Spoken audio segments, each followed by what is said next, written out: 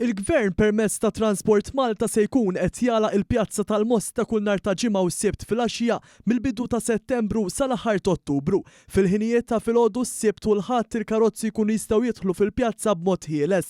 Minkejja li l-Kunsill immexxi mill-Partit Nazzjonalista oġġezzjona għal dan il-pjazza hija arterja prinċipali u allura taqa' taħt ir-responsabilità tal-Gvern ċentrali.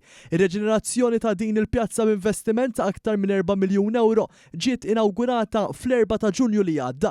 Dan l-akbar proġett fexiren ta' snin sar b'mod ewlieni minn Infrastructure Malta bl-għajnuna tal-Awtorità tat-Turiżmu u l-Awtorità tal-Ippjanar fost l-oħrajn ġim faħħar minn bosta. Dan inkluda pavimentar, sistema tal-ġbir tal-ilma tax-xita u rinnovar ta' bankini f'parti minn triq il-Kostituzzjoni b'materjal tal-qawwi. Sar ukoll wiċċ ta' asfalt u l-pjazza ingħatat aktar lin-nies.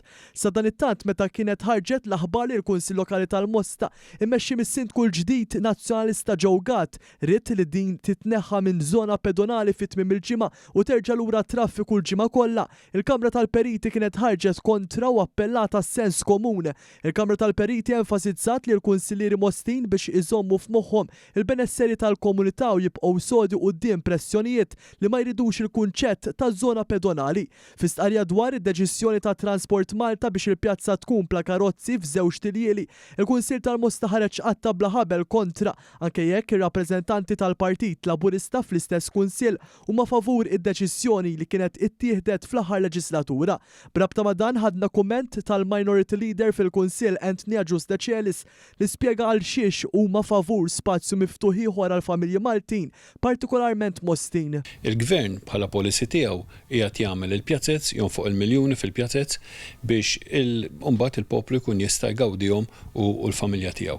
Grazzi għall-Kunsill preċedenti, mingħajr ma kienet fil-manifest elettorali saret ħidma intensiva biex il-Pjazza tal-Mosta sar dak l-investiment kollu u issa il-Gvern qiegħed jieħu din l-okkażjoni biex il-ġimgħa u s-Sibt bejn is-7:30 il-lejl tkun magħluqa ħalli n-nies jkunu jistgħu igawduha u l-familji jkunu jistgħu igawduha.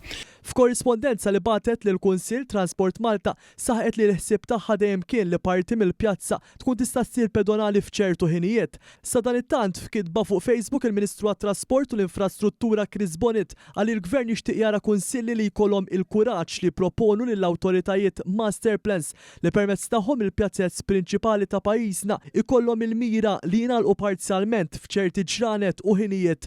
Bonnet innota li inutli tipprietka fuq l-ispazji pubbliċi qabel l-elezzjoni u l-ewwel ħaġa li tagħmel wara hija li tressaq mozzjoni li tmur totalment il-kontra.